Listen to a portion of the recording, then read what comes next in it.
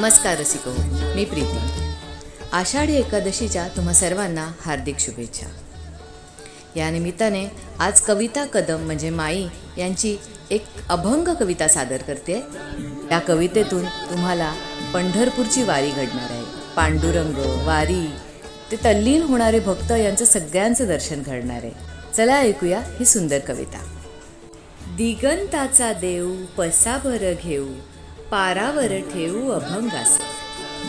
आले या मनात तुळशी बनात, निघाले रे गात दिंडीतून. मज ठावे आहे तुझी नावे आहे, मज ठावे आहे तुझी नावे आहे, सर्व दूर तूच एक. चिखल मातीत तेवत्या वातीत, चिखल मातीत तेवत्या वातीत, आहे समाहित तू रे विठू. रानोमाळ धाव भिजलेले गाव, उबदार ठाव तुझ्या कुशी. रिंगणाला पार निनादला फार, रिंगणाला पार निनादला फार, ओवीत उदार घुमत असे. तुझीच कविता भागामी सविता, तुझीच कविता भागामी सविता, एकाध्यायी गीता आहे दाव.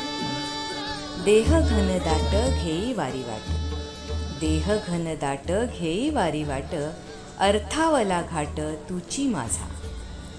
अशी माझी वारी आहे बघण्यारी, अशी माझी वारी आहे बघण्यारी, निघे ललकारी जय घोष. लागले रे पाय भेटे विठू माय, मग बोलू काय लवलाही.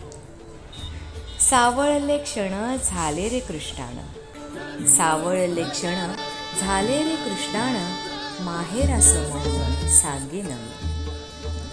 तोच निळा ठाव चंद्रभागा गाव, तोच निळा ठाव चंद्रभागा गाव, डोळियात भाव जाणीवेचा.